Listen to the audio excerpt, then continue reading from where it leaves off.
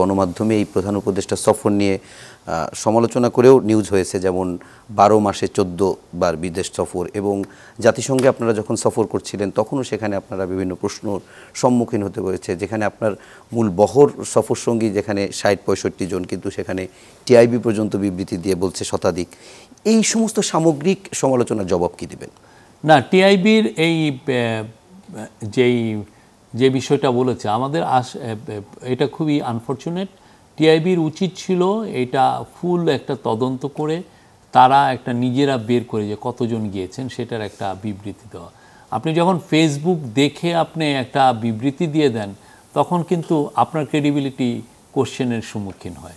আপনি ফেসবুক দেখে কি আপনি রিপোর্ট করতে পারেন যে ফেসবুকে উনি একজন হাই প্রোফাইল একজন ফেসবুক ইনফ্লুয়েন্সার বা ইউটিউব ইনফ্লুয়েন্সার, তাকে দেখে আপনি একটা তার কমেন্টের উপরে আপনি একটা দিন ক্রস চেক তো কমপক্ষে করতে হবে। হ্যাঁ, কমপক্ষে ক্রস চেক তো করতে হবে। ক্রস চেক তো ওনারা কি ক্রস চেক করেছেন? আমরা তো এটা পাইনি। ওনারা ক্রস চেক করে দেখতেন। আমরা তো জানাচ্ছি যে 62 জন গিয়েছেন এবং 62 জনের মধ্যে 6 জন হচ্ছে পলিটিক্যাল লিডার।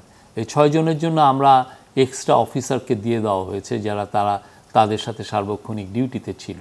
তারপরে গত বছর আপনি 57 জন ছিল, তাহলে দেখেন গত বছর কোনো পলিটিক্যাল লিডারও যায়নি।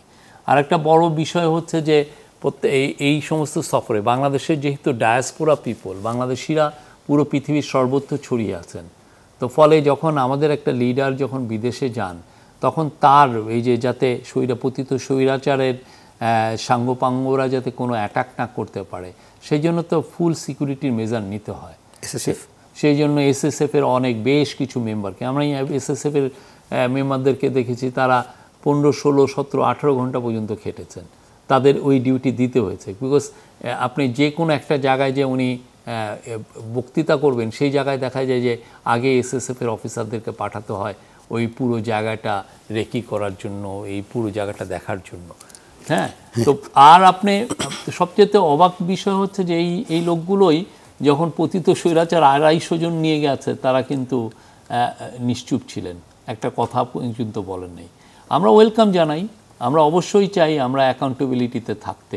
আপনি আমাকে অ্যাকাউন্টেবল করবেন, আপনি একজন ওয়াচডগ প্রতিষ্ঠান বা যে কোনো সাংবাদিক বা আমরা সবাইকে ওয়েলকাম জানাই এই ধরনের রিপোর্টে। বাট আমরা মনে করি যে এইগুলো আরও ইনভেস্টিগেট করে এই ধরনের এই কথাগুলো বলা উচিত।